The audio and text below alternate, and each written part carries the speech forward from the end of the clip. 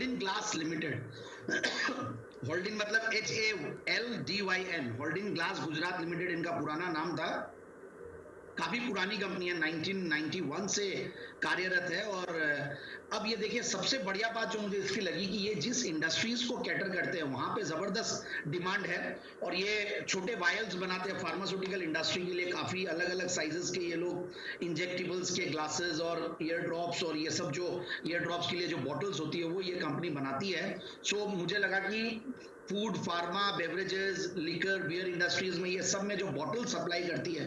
और सबसे बढ़िया बात है, 1 ml से लेकर, मतलब जो मुझे ज्यादा इंप्रेसिव लगी, 2500 ml तक की अलग अलग साइजेस की ये लोग बॉटल्स बनाते हैं। अलग अलग इंडस्ट्रीज को ये लोग कैटर करते हैं। एंड काफी पुरानी कंपनी, काफी अच्छी क्लाइंटेल वाली कंपनी और अच्छे प्रोमोटर्स, मतलब आज 5 डिकेड्स की प्रोमोटर्स की एक्सपीरियंस है, तो मुझे वो भी कॉन्फिडेंस लगा। फिर मैंने इनकी रेटिंग्स देखी, क्योंकि कई बार क्या होता है 150, 200 करोड़, 250 करोड़ की कंपनियां जब लाते हैं तो वहां पे रेटिंग्स की देखना बहुत जरूरी होती है। तो इनकी रेटिंग्स भी बहुत अच्छी है और importantly almost zero debt company है। बुक वैल्यू के आसपास कंपनी काम करी है, 29-30 का बुक वैल्यू, उसके सामने 37-38 के लगभग भाव है। सो मुझे लगता है कि जिस तरीके के फंडामेंटल्स है और डिविडेंड यील्ड, सबसे बढ़िया बात है 1.5 से 2% का डिविडेंड यील्ड कंपनी देती है। और ये लास्ट जो दिसंबर क्वार्टर था, highest ever quarterly profits company ने दिया। दिसंबर 19 में 3 करोड़ का पैट था, उसके सामने 5.5 करोड़ का पैट। और मुझे लगता है कि पिछले 2018, 19, 20 में कंपनी ने काफी अच्छा किया था।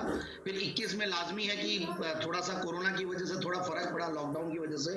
बट अब आगे आने वाले साल मुझे बहुत बढ़िया लग रहे हैं। So I am very bullish on the stock. मुझे लगता है कि ये स्टॉक एक पुरानी पेडिग्री वाली, अच्छी रेटिंग वाली और कई अलग अलग इंडस्ट्रीज को कैटर करने वाली, जिसमें से हॉटेस्ट सेक्टर अभी फार्मा मान लीजिए, FMCG मान लीजिए, फूड एंड बेवरेजेस मान लीजिए, वहां पे ये कैटर करते हैं। सो आई बिलीव कि स्टॉक को बिल्कुल इन लेवल्स पे लेना चाहिए और आराम से कहीं ना कहीं ऐसा लगता है कि 40 का टारगेट तो बहुत इजीली अचीव करेगा। और उससे भी ऊपर मैं अगर एक बात कहूं तो 2018 में ये 50-55 के लेवल्स दिखाया था। सो अराउंड 40 से 45 का टारगेट इस स्टॉक के लिए मैं देखूं।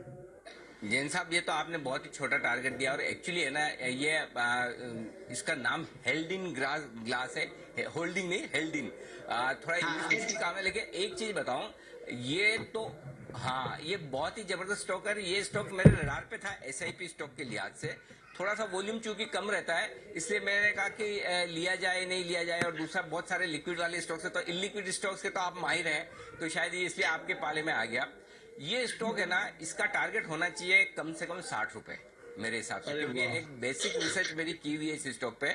लेकिन लिक्विडिटी की वजह से मैंने स्टॉक को मैंने सोचा कि छोड़ो, देखते हैं। आज की तारीख में जो सबसे ज्यादा डिमांड है किसी एक चीज की हिंदुस्तान में, तो वो है वैक्सीन की, राइट। और ये जो कंपनी है वैक्सीन की, जो वो बॉटल्स है ना, छोटी छोटी शीशियां, जिनको हम शीशी बोलते हैं, जो छोटी बॉटल्स है, ये बनाने का काम करती है।